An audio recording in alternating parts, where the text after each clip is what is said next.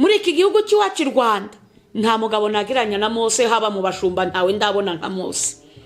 Mose yari umukiranutsi tuvuze ibigwi bye guhera mu ivuka rye n'ubugererewe ubwami. Akora abakristo b'iyi minsi bari kwibuka abana bahiye, abasore abagabo bari kwibuka ibyuki, uko baryaga abana mu tubyiniro mu mabuwate bigatuma badasinzira, bari kwibuka byeri na za mitsingi. Ubafitiye imbabazi nzabica urusorongo umwe umwe kugeza igihe bazashiriramo. Aho ngaho hari naho Mose yajyaga ku musozi agataha arabagirana, yagera mu kibaya Abisirayeli bamubona ati tubabarire wipfuke, kuko nta washobora kukureba mu maso.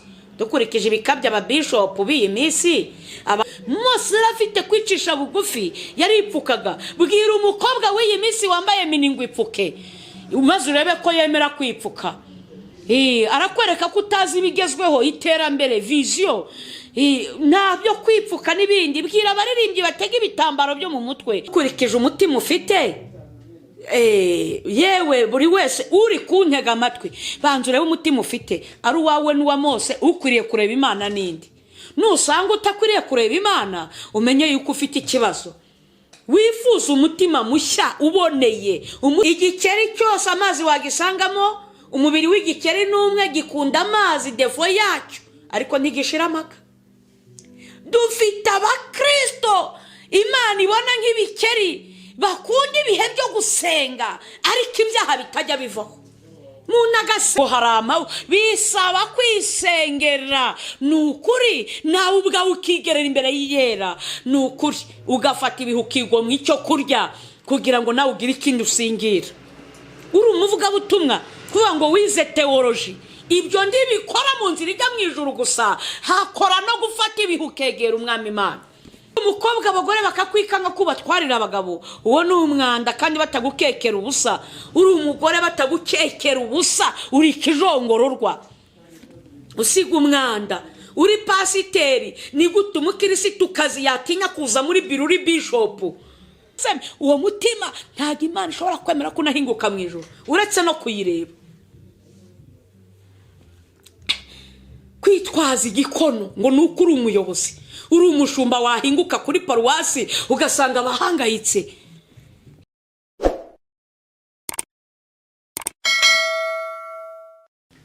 Nzi ko ushobora byose, nta cyarogoye umugambi wawe, izina ryawe ni iryera. Reka mwami icyo wagambiriye ku batuye isi aba ari cyo gisohora, urokora ubugingo bwa benshi bwe kuzarimbuka. Ndakwinginze ngo uhamagare abari kure no hafi, amahanga yose bihane kubw'uyu murongo. N'ubu umurongo mwami Imana w'ikindi ubu umurongo wawe wo gukoreramo. Ngenda kwinginze ngo nibere nk'agasambu kandagireho. Ndagushimiye ko ari wowe wabyemeye. Icyo meje gusa ni Satani n'abadayimoni, myuka mibi yose ihunge, ubwami bw'Imana burushaho kuganza muri aka kanya. Ni mu izina rya Kristo Yesu, amen. Muraho yemwe. Nitwa Riziki Chantal, ndi umukobwa, ndashima Yesu. Nabateguriye ijambo ry'Imana Mwuka yamaye kubahereza, ariko birimo n'ubuhamya. Riboneka inkuru nziza uko yanditswe na Matayo igice cya 5 umurongo wa 8. Ijambo rivuga ngo hahirwa b'imitima iboneye, kuko ari bo bazabona Imana. Bene data nshuti z'umusaraba, ijambo ravuze ngo hahirwa ab'imitima iboneye, kuko ari bo bazabona Imana. Bene data, niba ari ikintu kigoye mu bintu byose bibaho birushye, gutunga umutima uboneye utakurega ikintu na gato, kuko ari benshi twiyeza twagiye no gusenga, ariko Umwuka Wera yakururuka akongera akiyanisha abantu ubundi bushya, kandi ibyaha bikagaragara, ibicumuro bikaboneka. Umutima uboneye ni ikintu kiremereye cyane kuwubona, kuwutunga. Kubona Imana nabwo ni ikindi, ni ikintu kidasanzwe. Ndababwiza ukuri, niba kura amaso yawe gura n'abakomeye nk'abaperezida kugera muri presidency atari ikintu cyoroshye, ndagira ngo nkumvishe ko no guhura n'Imana byombi hukubye inshuro nyinshi. Dufatiye ku rugero ku mugabo bita Mose. Mose yari umukiranutsi, muri iki gihugu cy'iwacu i Rwanda nta mugabo nageranya na Mose, haba mu bashumba ntawe ndabona nka Mose. Mose yari umukiranutsi tuvuze ibigwi bye guhera mu ivuka rye n'ubugererewe ubwami, akanahunga akajya kwa sebukwe Yetiro, akaragira intama Imana ikamukurayo ikamwumvisha ukuntu agiye gukura ubwoko bw'Imana muri Egiputa. Imana ikamukoreshereza ibitangaza 10. Imana yamuhaye inkoni irimo ububasha. Banza wibaze ngo iyi nkoni ni uwuhe mushumba muri iki gihugu cy'u Rwanda Imana yayitiza tukamukira? Kibuze inkoni akayikubita hasi, bikeri byose bari mu migezi wa Nyabarongo bikazamuka muri Kigali yose, uwo mu bishop tukamukira abanyakigali. Ntago twakira ibikabyo bye. Iyi nkoni ni uwuhe mu pasiteri Imana yayiha? Iriya nkoni ya Mose.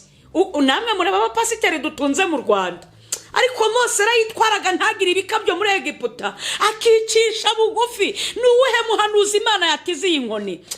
Mose yarafite umutima udasanzwe. Umuntu arasenga urwaye giripe, ibikabyo akabyica ku YouTube n'amaradiyo akabeshya yuko ngo afite impano ngo asigaye akiza abarwayi, ubwo akiyita ko ari we mukiza, ntanabone ko ari Imana.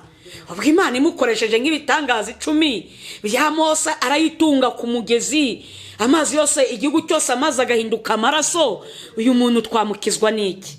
Wibuke ko yajyanye no ku nyanja, inyanja igasaduka, hakaboneka inzira ndetse yumutse nta rwondo. Mwibuke Mose afite iyi nkoni, bageze mu butayu Abisiraheli baramwivovotera, ubwo ndabivunaguye byinshi. Batangira kumubwira ngo niki cyatumye udukura muri Egiputa? Ntamva zari ziriyo, ukuza kutwica nabi. Bamwe turibuka udutungurusumu, uribuka amadegede yo muri Egiputa, nk'uko ari abakristo b'iyi minsi bari kwibuka abana bahiye, abasore abagabo bari kwibuka ibyuki, uko baryaga abana mu tubyiniro mu mabuwate bigatuma badasinzira, bari kwibuka byeri na za mitsingi. Haturibuka ukuntu twabagaho muri Egiputa. Bibutse ibyo muri Egiputa, hari naho Imana yababaye ibwira Mose ngo ngiye kwica Abisiraheli bose mbarangize. Mose iramubwira ngo nzakororotsa n'umugore wawe, nzakorotsa we n'umugore wawe n'abana bawe mu bishyanga rinini, ariko Abisiraheli bose ngiye kubica. Mose yavuze ijambo rikomeye, mpamya ko iri jambo nta mushumba warivuga, ntawe mu bakozi b'Imana, kandi baramujajaga bamubwira nabi Mose bamutuka. Uretse ko biritandika byose ni mu ncamake. Mose aravuga ngo mbere y'uko bica ubanze uhanagura amazina yanjye mu gitabo cy'ubugingo. Umva umutima mwiza wa Mose. Mose umutima ugeranywa n'uwa Yesu Kristo. Nuko arangije Imana abwira ahereza Imana inama. Umva umushumba mwiza, arayibwira ngo nuramukubishe aya makuru akazagera muri Egiputa, akazagira mu bihugu by'amahanga nahi iwacu i Rwanda, ntibazagira ngo wari wabuze ibidutunga. Wakwihanganye ko ari njyewe bari gutuka, ko atari wowe mwami witeka. Imana ibona inama Mose yihaye niyo. Imana irihangana, cyakoze iramubwira ngo nubwo ubafitiye imbabazi nzabica urusorongo umwe kugeza igihe bazashiriramo. Aho ngaho hari naho Mose yajyaga ku musozi agataha arabagirana, yagera mu kibaya Abisiraheli bamubona ati tubabarire wipfuke, kuko nta washobora kukureba mu maso. Dukurikije ibikabya ababishop b'iyi minsi, abahanuzi bagira, abavuga butumwa, uwahinguka mu iteraniro ari kurabagirana bakamubwira ngo yipfuke, ninde wakwemera kwipfuka? Mose arafite kwicisha bugufi, yaripfukaga. Bwira umukobwa w'iyi minsi wambaye miningo ipfuke, umaze urebe ko yemera kwipfuka. Arakwereka ko utazi ibigezweho, iterambere, vision, ntabyo kwipfuka n'ibindi. Bwira abaririmbyi batega ibitambaro byo mu mutwe, barakurakarira. Uyu Mose wari ufite umutima mwiza gutya wo kwicisha bugufi. Imana yarayibwiye n'ibindi byinshi. Ibigwi bya Mose ni byinshi, nkeretse mbigiyemo byantwara umwanya muremure. Yabwiye Imana ngo mbabarira unyereke ubwiza bwawe. Yajyaga no ku musozi akamarayo iminsi 40 atakira Abisiraheli. Dukeneye abashumba bashoboye kuririra ubwoko bw'Imana bugahembuka. kuba uri umushumba utazi gusenga ni akaga ngo ujye ahantu utake, ujye mu cyumba uririre itorero umukumbi waragijwe. Burya ni ukuri urabeshya, nta mushumba, ntabwo uri umuyobozi. Nuko Mose uyu nguyu yinginze Imana ngo imwereke ubwiza bwayo burabagirana. Imana iramusubiza ngo uramutse umbonye wapfa. Dukurikije umutima ufite, yewe buri wese uri kuntega amatwi, banza urebe umutima ufite, ari uwawe n'uwa Mose, ukwiriye kureba Imana n'indi. Nusanga utakwiriye kureba Imana, umenye yuko ufite ikibazo. Wifuza umutima mushya uboneye, umutima uzira ibizinga, umutima uzira ibyaha. Rero turi mu minsi mibi, abakristo benshi imitima yabaye nk'inyamaswa ba.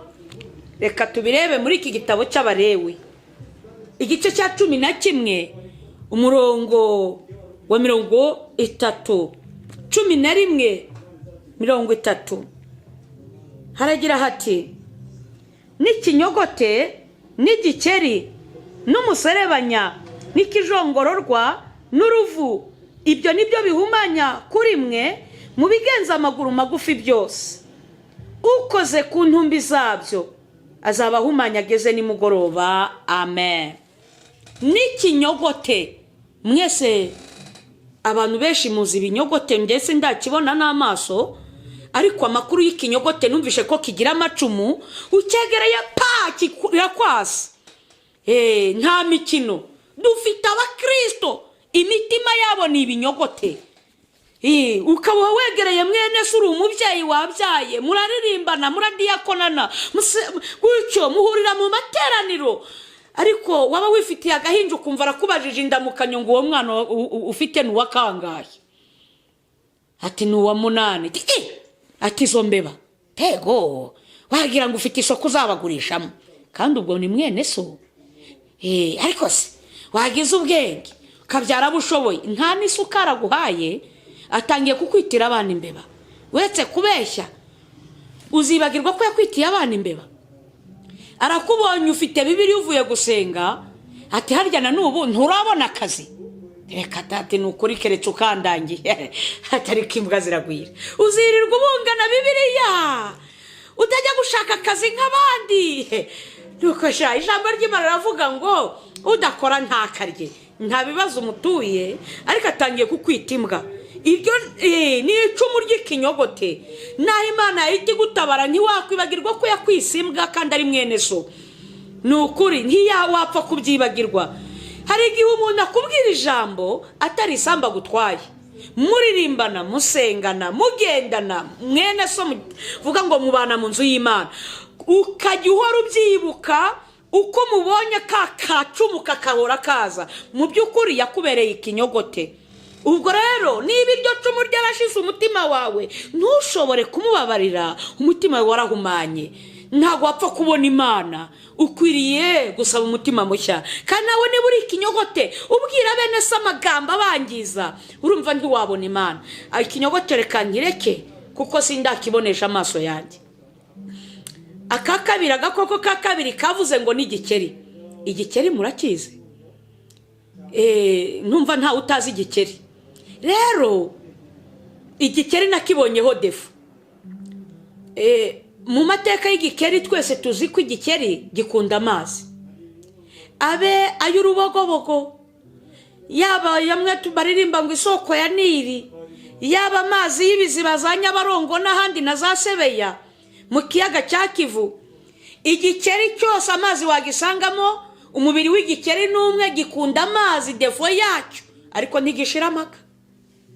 Dufite abakristo Imana ibona nk'ibikeri bakunda ibihe byo gusenga, ariko ibyaha bitajya bivaho. Umuntu agasenga ariko agasengana ubusambanyi, umuntu agasenga wamuguriza amafaranga ntakwishyure, burya icyo ni igikeri. Imbere y'Imana tukubona uri umuntu, ariko Imana ibubona uri igikeri. Umuntu agasenga ntibimubuze kwera akanywa ka primusi, ariko mu butayu akajyayo. Ntibimubuze kujya mu cyumba cy'amasengesho, burya icyo ni igikeri. Ayo ni amagaragamba yanze kumuvaho. arasenga ntibimubuza kurya imitungo y'imfubyi n'abapfakazi, ntibimubuza kwiba imfashanyo muri kompasiyo. Icyo ni igikeri gihora arabwiriza, ni umushumba, ariko nubwo ahora mu nzu y'Imana aho basengera, ariko amaga yanze kumuvaho, ni igisambo. Icyo ni igikeri imbere y'Imana, ntashobora kubona Imana. Kandi nabonye ku gikeri, muzacyumve nijoro, indirimbo z'igikeri ni amaganya gusa, sindigera numva igikeri cyashimye Imana.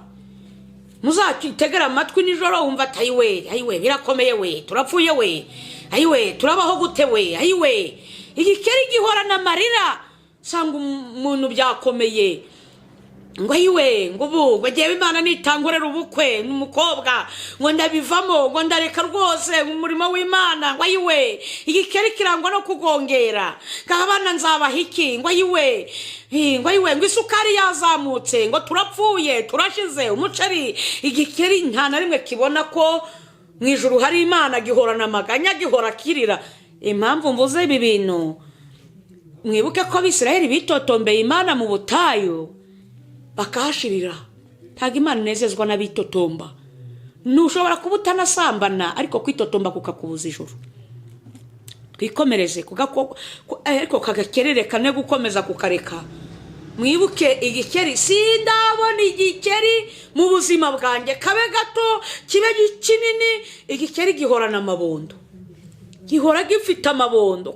Nukuri bene data nshuti z'umusaraba, umukristo, umuyobozi, umupasiteri, umushumba, umuvugabutumwa, umuhanuzi, utajya umudiyakoni, utajya ufata ibihe byo kwiyiriza ubusa, nukuri nujya uhura n'igikeri ujya uragisuza. Turaho grafre, uraho mushiki wanjye, uraho petite se, nukujya ugisuza kuko ntacyo kirusha, nawe uhorana amabondo nk'ay'igikeri. Mwibuke ko Mose yajyaga afata ibihe byo kwiyiriza, ba Eliya wamanuraga umuriro yariyirizaga, Yesu Kristo umwana w'Imana yariyirizaga. Ni nawe wavuze ngo hari imbaraga zikurwaho no kwiyiriza ubusa. Hari abadayimoni bakurwaho, hari ibitero tutanesha ubwacu tutiyirije ibyo kukubeshya ngo bishop arakurambikaho ikiganza ngo harama. Bisaba kwisengera, nukuri nawe ubwawe ukigerera imbere y'iyera, nukuri ugafata ibihe ukigomwa icyo kurya kugira ngo nawe ugire ikindi usingira. Uri umuvugabutumwa kuvuga ngo wize teoloji, ibyo ndibikora mu nzira ijya mu ijuru gusa, hakora no gufata ibihe ukegera umwami Imana. Nuko ako tukarenge ku gakoko ka kabiri. Aka gatatu kavuze ngo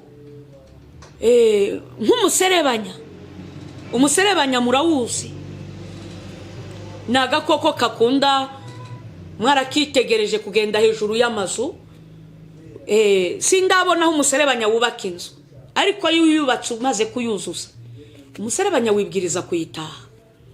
Wenye uri kuyuzuza urara hasi, umuserebanya ujya hejuru ku ibati. Aba ni abakristo batagira icyo bamaze mu nzu y'Imana, kandi badatana no kwishyira imbere no kwishyira hejuru. Sanga wamuririmbye utabona umwanya wa repetisiyo, ari mu kazi, n'umucuruzi ukomeye, ni umukobwa mwiza, repetisiyo ntiyabonetse, ariko bene uwo urasanga ari kurwanira imbere ati mwigire aha niho dirija yankize. Miserebanya iribonekeza yishyira imbere, serebanya ntiwawushyira inyuma ngo bikunde. Akandi kantu nakuboneye ku muserebanya, muserebanya ugira hasi nda y'umweru, hasi aho ugendesha, aho ukurura hasi ni umweru. Naho imvura yagwa kajana, sindabona umuserebanya wagiyeho urwondo, uhora uri simati, uzirana n'ibiwanduza.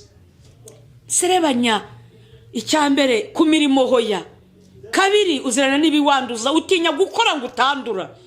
Bene data, sanga umudiyakoni ni umuserebanya. Ntajya amenyera igihe urusengero rukuburirwa kandi ari umudiyakoni. Kuva bamusengera ntarakoropa, ntaramenya iby'abashyitsi mu nzu y'Imana. Reka ni umudiyakoni wo kugenda mu bakirisitu icyaraniro yigaragaza gusa, umuserebanya, kugira ngo abantu bamurebe, barebe imyambarire ko yambaye neza, amakositime, amabaze. Imiserebanya nitana no kwibonekeza. Muzacunge mu makorari. Nubwo hajemo icyorezo, Imana ikaba yaratanze ikiruhuko, wa mugore wambara neza, umukobwa wambara neza smart, siye bafite n'agasura keza, abo bapangwa imbere. Wa wundi umukene, umutindi ufite umunwa uhengamye, naho yaba aririmba nka marayika ntibashobora kumwicaza imbere, bajya kumuhisha inyuma. Wenda bamusangishayo mikoro ariko ntibakinisha kumushyira imbere. Umusore reka data, amaniga yo abo bose imbere, amasarigoma imbere, abambara udukweto tumeze ukuntu iki, ariko babandi bose b'intagangare uwambara inkweto zidasa, izakamambiri zidasa, bahuye n'imisi inyuma. Kubaho bibonekeza babandi batagize bapanga amasengesho ya korali, imiserebanya ntago wayihasanga. Avuga ko akazi ari keshi yananiwe, ariko babakene babandi badashobora no guhingutswa imbere inshuro nyinshi, usanga aribo baje mu masengesho.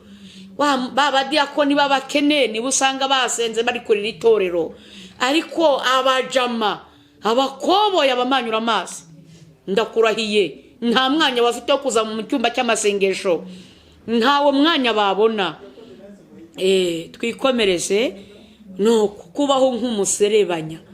Agakoko ka kane kavuze ngo, ariko nkiri kuri uyu muserebanya arakantu nitegereje, hari ukuntu nagiye nsohokana n'amakorari, ariko bavuga ngo umwanya wo guterura ibyuma bagiye kubipakiza imodoka, ukabona abasore bamwe kandi bari bo bafite imbaraga, ukabona ari kwitabishwa telefone akabaragiye kugira ngo adakora ku byuma. Kuko imiserebanya izirana n'imirimo, abakobwa jwe, ariko iyo bamaze kubyestara babishyize ahantu, imiserebanya nitana no kwibonekeza kuza guceza umuziki. Ukabona ibyuma biragugurana n'abakecuru n'abagore bakuze n'abagabo, ariko abakabiteruye abagakoza ako kazi bose bahunze. Twikomereze. Agakoko ka kane kavuze ngo, ahangaha kavuze ngo ni ikijongororwa, ikinyamujonjorerwa. Bene data muzi ikinyamujonjorerwa? Murakizi? Ikinyamujonjorerwa kigira igikono, kijongororwa cyangwa se ikinyamushongo kigira igikono kicyubaraye hejuru. Kubw'iki gikono rero, iyo kijya gusosokamo kivamo buhoro, bunyibunyi, gake gake, n'amahembe yacyo kitonze, kigenda ruto ruto. Ariko ari ikintu no kubona iyo ufashe gato gakozaho gihita kifrema na courage, kigira imbaraga zo kwivumbura. Ariko mu gihe kivuze ngo kigiye gutya mu kugenda, ni ruto ruto, gikuroroka, kigenda ruhoro buto ruto. Ahangaha nk'ikijongororwa. Bene data, nshuti z'umusaraba, ikijongororwa narakitegereje, ndeba ku bantu baza mu nzu y'Imana, kubera ibikono bibari hejuru. Ko n'umucuruzi ukomeye azira igihe ashakiye, n'umukozi akora mu mushinga muri leta se hehe, afite akazi keza, abazi ko isaha n'isaha baramubonera intebe yo kwicaramo. Kijongororwa. N'umuyobozi n'umushumba, aho yagerera mu rusengero hose yo baramwakira n'ibyubahiro. Kijongororwa nta gahunda yo kuzinduka kijya kigira. Oya, kubera igikono kifite. Ni ikijongororwa se n'umukobwa w'umwantoneri, ibyo yakwikora byose ntawukoraho, ibeshya ukoreho kirivumbura. Uzacunga amakorari yo yasohotse nka bari abakobwa bantona cyangwa abagore cyangwa abagabo, korari bayitegeka kuza yambaye inifomo. Wa wundi w'umwantoneri kubera ko afite ijwi ryiza, hari umwanya ari buririmbemo, uwo nguwo ntawukoraho, aza yambaye ibyo ashatse, asiga inifomo ku bushake. Kubera iki? hari agakono kamuriho. Umucuranzi azira igihe ashakiye, ntawamubwira ngo subirayo, bamuhagarike bacurangirwe nande. Ni ikijongororwa, avamo uko ashaka, ukozeho kirifrema. Evangeliste International yahinguka mu iteraniro saa 9, yaza saa 8, mu giterane bamutumiye ntawukoraho. Ngo ni international. Ico ni ikijongororwa. Mu maso y'abantu turabona uri umuntu, ariko imbere y'isumba byose irabona ari ikijongororwa. Idefo y'ikijongororwa nakuboneye nuko aho kinyuze hose kigenda gisiga umwanda. gisiga ibitera seseme aho kinyuze hose, biragatsindwa murokore, mukirisitu, mupantekote, kwahunyura hose abantu bakwinuba. Bakaba bazi ko ari abacuruzi udashobora kubishyura. Uri umucuruzi aho wacuruje hose bazi kutagira umunzani muzima, uri igisambo. Uwo ni umwanda wasize. Uri umukobwa abagore bakakwikanga ko batwarira abagabo, uwo ni umwanda kandi batagukekera ubusa. Uri umugore batagukekera ubusa, uri ikijongororwa, usiga umwanda. Uri pasiteri, ni gute umukirisitu kazi yatinya kuza muri biruri bishopu? Kuko azi yuko nturamuhobera byoroshye, mbobera neza, inyegereza ayo mabere, ese urwaye intinya, reka byose byarejejwe. Uri ikijongororwa, uwo ni umwanda usigiye uwo mukirisitu. Uwo ni umwanda. Ninde wanezezwa no kurya areba ikijongororwa kizamuka ku nzu gisiga ibitera seseme? Wagira iseseme wamukorwa. Niba rero hariho abantu mu inzu y'Imana ku ruhimba hera, Imana ihabona ibijongororwa bihicaranye umwanda w'ubusambanyi, w'ubusinzi, biri kuririmbana ubutinganyi, abo bose bateye Imana iseseme. Uwo mutima ntabwo Imana ishobora kwemera ko unahinguka mu ijuru uretse no kuyireba. Kwitwaza igikono ngo ni uko uri umuyobozi, uri umushumba, wahinguka kuri paruwasi ugasanga abahangayitse. Ye baba we, byakomeye. Raporo, reka data, aho kugira ngo bishimire ko umushumba aje, ugasanga mwarimu umudugudu arahangayitse. Ni naho usanga bamwe babahereza ruswa z'amakoko, ibitoki mucyura mu ngo. Mufite akaga gakomeye kurusha abandi. Niba uzi kurya ruswa mu by'Imana, uburakari bw'Uwiteka buzakumanukira. Gusa hahirwa b'imitima iboneye, kuko abo bonyine. Kuba ufite amataye ntakurahiye nta n'inyinya, Imana ntiyatuma uyirebaho. Nguri ikizuba zuba, nguri ikizungerezi. Imana se ko atari nk'abano bagabo bacu batagangaye, ngurayirobesha ngo ngiraroba, ndakurahiye. Ntiwayereka agashinya k'umukara ngo biyifate imisaya irambuye. Hahirwa gusa ab'imitima iboneye, mitima itakureka kibi. Abo nibo biteguye, ni Yesu wabyivugiye. Nibo bazabona Imana. Niba ufite umutima nk'uw'igikoko ntayo uzabona, biragoye. Umutima nk'uw'ikijongororwa, nk'uw'igikeri, nk'uw'umuserebanya, nk'uw'ikinyogote, ntayo wabona. Ugenda usigira abantu bene si bitera seseme. Muri kompasi y'abana wakiriye, nubwo ari abana batoya ukababeshyesha uburoso na korogate, amafaranga yabo ukayarya, ariko uwo mwanda wabasigiye bazawukurana, ntibapfa kukwibagirwa. Ni nako iyo dosiye imbere y'Imana ihore ihicaye. Usanga urakora muri kompasiyo, urarya imitungo y'imfubyi, abana bawe bakandikwa mu cyimbo cy'imfubyi cy'abana b'indushyi, kandi ntacyo ubaye. Uretse kubeshya abana bawe ntubahamagarije umuvumo, ugira ngo ni umugisha ubahamagarira ku Mana. Ariyo mpamvu usanga ari abana benshi bamwe b'abatambyi bariho imivumo, bakuruwe na ba se batabizi. Ahawe ibikoresho by'imfubyi, ahawe ibikoresho by'umwana w'indushyi, kandi se ibikoresho bitabuze uri umutambyi ukora ukubaka igipangu mu mafaranga boherereje umwana w'umutindi w'umuhanya, ukamubeshyeshya utuntu twa feke, warangiza ukubakamo inzu ukazajya gutanga inoti ya 5 mu giseke ngo urashima Imana. Ushima iki? Uwo ni umwanda ugenda usiga ibitera sese. Reka mbe ndetse ikijongororwa, agakoko ka 5 ariko kanyuma karavuga ngo nk'uruvu. Uruvu mwese muraruzi, ntabara rizwi.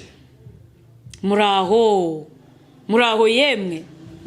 Yesu ashimwe, Yesu ashimwe. Ntabara rizwi ry'uruvu.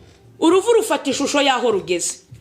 Dufite abakirisitu mu rusengero ukabona n'abatagatifu, yewe na haleluya ukayitera ukabona rwose arimo neza, ariko nibave mu rusengero ntibasanga rero siporo iri gukina ya peri nabo barahita bafata ishusho ry'ubufana aho hose bagenda bafata ishusho y'aho bahingutse. ntabwo byamubuza gufana kujya mu mafilime y'isi, ntibyamubuza kujya mu bidafite umumaro, ntibyamubuza kwambara ubusa. kandi muri korari yaje yambaye birebire kubw'iteko rya korari, ariko numusanga mu kazi urasanga yambaye nk'ihene, dore ko ihene ntabwo ijya imanura akariza iteka ryose gahora kari hejuru, yaba isekurume yaba ishashi hose mbese nuko akarizo kihorera hejuru nuko. ariko uruvu rwo ruriyoberanya aho rugeze rufata ishusho. rwasanga mu kiganiro cy'abamanyura amazi rukinjiramo cy'abajama baniga, ariko yasanga bavuga niba banasebye itorero nawe uruvu rurafatanya basebye, ariko nibasanga mu by'Imana nanone rurigira umutagatifu. ahangaha uyu muntu asorerwaho n'ijambo ryo mu byahishu rivuga ngo ntubize kandi ntukonje, ngiye kukuruka urakaza uyazi. umuntu nk'uwatera Imana kumukorwa, utera Imana iseseme. niyo mpamvu iyo utabize ntubaye umukristo, ntubaye umupagani, utera Imana kugira iseseme, iragusesemwa uretse no kuyireba no kukubona ubwayo yikureba iri mu ijuru irasesema. ahangaha ijambo ryavuze ngo ibyo nibyo bihumanya kuri mwe, ukoze ku ntumbi zabyo azahumana ageze nimugoroba, uzahumana ugeze ku gupfa. urumva niba ufite uyu mutima cyangwa warumanijwe n'aka gakoko, ntushobore gusaba umutima uboneye mushya, uzahumana ugeze ku gupfa. bene data, numva naba ncumbikiye aha ngabona nuko nza kubahereza ubuhamya bw'intambara zo mu murimo bw'ibyo mpura nabyo. murakoze. Yesu Kristo mwana w'Imana abampera umugisha. murakoze. amen. reka dusenge. ndagushimiye uwera ko ari wewe umenya imitima. turi mu gihe kibi kandi kigoye, k'imitima ya benshi yarangiritse, utarahumanye, utari igikoko yabaye yarahumanijwe. abenshi bagenda bacirana imanza mu mitima, ariko utabara abantu bawe, weze imitima kandi ureme imitima mishya, kugira ngo tutarangazwa n'ibinyogote n'ibikeri, tutarangazwa n'imiserebanya n'ibijongororwa, ahubwo tugira intumbero yaheraho mu ijuru. urakoze kuri kumwe natwe. ngaho rero data urokora ubugingo bwa benshi kugira ngo bazashobore kukubonesha amaso yabo. urakoze kuri kubyumva ni mu izina rya Yesu. amen.